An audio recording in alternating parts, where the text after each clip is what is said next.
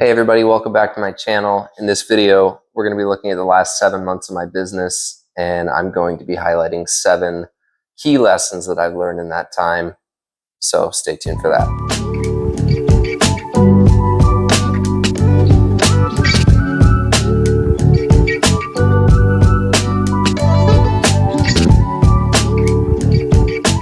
I'll start this video off by sharing a few key projects that happened over the last 7 months to give you an idea of where I'm at with the business. A lot of the projects I've been doing over the last 7 months have been some custom cornhole boards. So that's been pretty successful. A lot of people are liking those. I have had a little trouble finding the right profit margins for those, but I'll talk about that later. I've also had the opportunity to build both a custom pantry as well as a built-in cabinet system for a basement entertainment system. Both those were great projects. I learned a ton from those, and I really did enjoy cabinet making, and I would love to do more of that. From those jobs, I've been able to make some profits, and with that, I was able to reinvest into my business in the form of upgrading the electrical in my shop. Originally, I was using one outlet in my shop, and that was the only one that was powerful enough to use the tools on. So I just had to run an extension cord, and when I was done with one tool, I had to plug in another tool. It was very frustrating. So now I have run 20 amp 110 circuit through the entirety of my shop. I was also able to buy a few tools here and there. One of the key tools that I purchased was my laptop, and that made video editing a lot better, quoting, and just overall communication with customers and documentation way easier. So that was a great investment. Lastly, I was also able to pick up a pack-out system. A key learning, which I'll touch on more, was that loading up your tools, transporting your tools, and then actually using your tools on a remote job site was a very cumbersome task. After all the investments that I've made in my business, I am still sitting with roughly $1,300 profit as of right now, which doesn't sound like a lot, but from doing something that I already love to do, I've been able to make all these upgrades and buy these tools, which feel like they're free, and I'm still left over with some money to play around with. Lesson 1 that I've learned over the last 7 months: quality over profit. This lesson came to me just spending time on some of these projects and trying to maximize profit. At this stage in my business, it was the most important to solidify a reputation. And the way I was going to do that was to hold quality at the highest standard possible. If I was going to have to throw away something and start over, I was willing to do that. And I highly recommend that, because at the end of the day, it's the quality of your products which are going to get you more business. And that word of mouth sale is very valuable. Lesson number 2, time is money. I consistently underestimated how long it would take to build something. I would get on my spreadsheets and I would start knocking down task by task for a build and assigning hours to those. And consistently, I would always underestimate those hours. Something that is very hard to account for is surprises that come up, challenges that maybe you didn't foresee. The other aspect of this is that sometimes you get caught in, what do I think the project is worth versus what the estimate says it should be worth. For example, I was selling these cornhole boards, and I started off by budgeting them at roughly $200, $250 per cornhole board. As I built these cornhole boards and sold them, I was noticing that I was spending upwards of 8 to 10 hours per cornhole board, and after materials, I was making a profit of maybe like $100, $150 maybe. So when it was all said and done, my hourly rate was very low. So I had to ask myself, am I willing to keep doing this at this hourly rate? Am I willing to keep trading time for money? And I wasn't. So I began re-quoting those at a higher rate. So now if someone were to come to me and ask for a cornhole board, I would say somewhere in between $400 and $500. And I got a lot of criticism from friends and family saying, you can just go on Amazon and you can buy a cornhole on Amazon for $200, $150. You're never going to sell these. And I just decided that's okay. I'm not looking for a mass market. I'm not looking for a ton of low income jobs. I'm looking for maybe 1-2 people a month that are looking for a totally custom thing made just the way they want it, and they're willing to pay a premium. Those are my customers. Lesson number 3 is not every customer is your customer. When starting out a side hustle, it's very common to get caught up with more customers is better. I need to get more people involved. I need to reach out to more people. I need to expand. I need to grow. I'm telling you that in my experience so far, it's best to find a niche and find a customer base that understands the value of the product that you're selling and knows why it is priced a certain way and is willing to pay that price. A good example of this is Toyota. So Toyota, they came out with a bunch of vehicles for people in the middle class that were looking for a vehicle that was reliable, cost effective, and a way to get to and from work. As the years went on, they wanted to expand into a higher end model car. And they had a lot of trouble doing that because they were branded as the reliable mid-range vehicle that could get you to and from work. So rather than try and expand their customer base, what they actually did was that they rebranded and they created Lexus.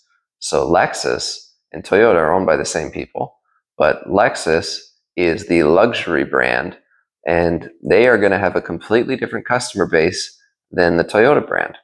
And the same goes for when you're making furniture. Everyone's looking for something different. So you may have someone who has a very high-end home who is looking for a piece that is made of really high-quality wood, and they want to own it for the rest of their lives and potentially even pass it down from generation to generation. On the other hand, you may have someone who just bought their first starter home. They need a bookshelf, and they're willing to pay $100 to get that bookshelf. That may not be your customer if you're trying to build high-end furniture. The point I'm trying to make is you need to find your niche. You don't need to market to everyone. When you start talking with a customer, try and gauge what they're looking for, try and understand what their goals are. And if they don't align with yours, then it's okay just not to pursue that customer. If you continue to pursue customers that don't align with your goals, you're going to find yourself doing a lot of projects that are underquoted and don't really meet the goals of your business. Lesson number 4, the importance of contracts. When I first started out, I was just sending off very simple quotes that had one line item that said, table this much. That was not really enough to capture the agreement between myself and the customer. What I did was I used ChatGPT to create a standard contract that I could reuse and repurpose on each job. In that contract, I could describe what the project was all about. I could describe the ins and outs of the design, what the agreement was, down payment. It is so important to have a documented trail of the agreement. Another very important document is the design approval document. I started utilizing this when I was doing bigger designs, but again, this is something that is totally applicable for smaller stuff as well. The design approval document is a document that gives you detailed pictures, drawings, dimensions, and descriptions of your design that you intend to give to your customer, and there is a place there for your customer to sign off on that design. You need to have transparency, especially with custom design stuff. This not only covers your butt, but it's also just a great way to communicate with your customer and give them reassurances that you guys are on the same page and that you guys agree.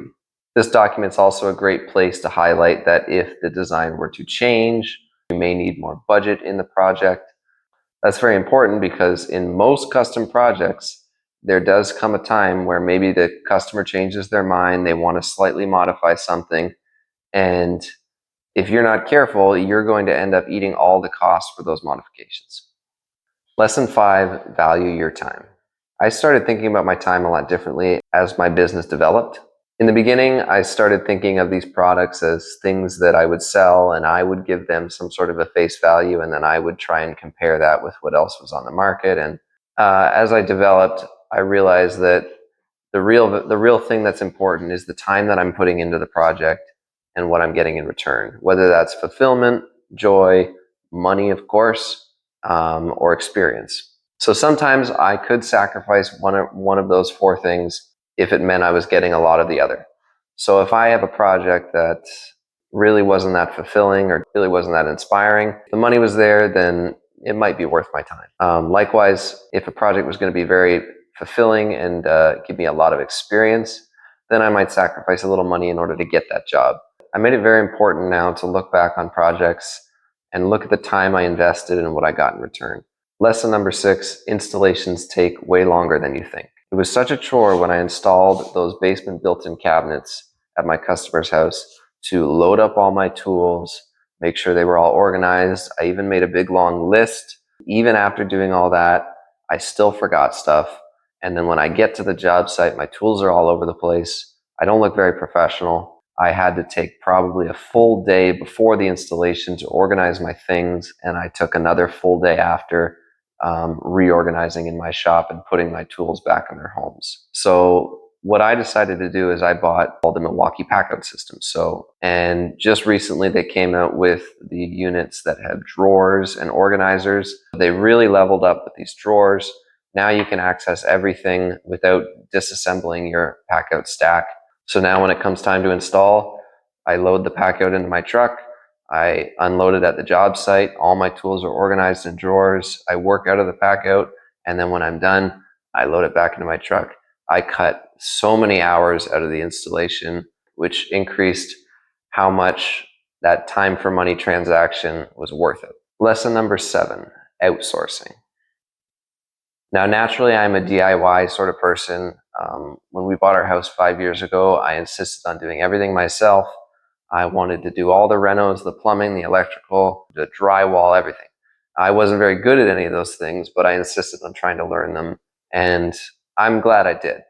But when I'm trying to run a business and I'm trying to be efficient and profitable and use my time wisely, it's not always the best route. So I learned this the hard way when I built the basement built-in cabinets. And then I just decided painting is really not that hard. I'll go buy a sprayer with some of the profits and I'll spray this myself. So that was what I decided to do. I don't have a paint booth. I don't have any sort of setup for paint. I don't even have dust collection in my shop. So my shop is the worst paint environment ever. I loaded it all up on my back deck and I sprayed it on my back deck. There was weather that rolled in and out and I had to rush everything in and out of the garage. At the end of the day, a real painter, I could have brought them all over there. I could have done whatever I wanted while they were being painted. They would have done a great job, would have been really high quality. I would have been able to do something else, maybe even work on other projects and make more money. And just finally coming to terms with the fact that, other people can do a better job. I'm not saying that you shouldn't branch out every now and then and try and learn something new, but if you are trying to start a cabinet building business, you don't necessarily need to be a painter or an electrician or a drywaller. And some of those things are going to come into play during your installations or during your build. You do not need to be the jack of all trades in this scenario. Sometimes you just want to be the master of one. Just some closing thoughts. The business is growing. I'm learning new things every day and I'm having a great time doing it. If you're just starting out, be patient, focus on progress. Also, if you're just starting out, a lesson that I didn't really touch on too much, but really try and define why you're doing this. At first, I thought maybe this is something I was going to eventually do full time. If you ask me right now, I really like the idea of just keeping it light and fun and doing jobs that I enjoy. I have a very solid job right now outside of this. I'm going to keep working that job. And I'm going to just make sure that the time that I spend on my side hustle is time that I want to spend doing jobs that I enjoy, making sure I'm always asking myself, what am I getting out of this? Is this worth it? Is this a good trade? Feel free to comment down below with any lessons that maybe you learned with your side hustle that you want to share, any of these ideas that resonated with you that you want to expand on. Make sure to like and subscribe if you like this video. Thanks for tuning in, and I'll see you on the next one.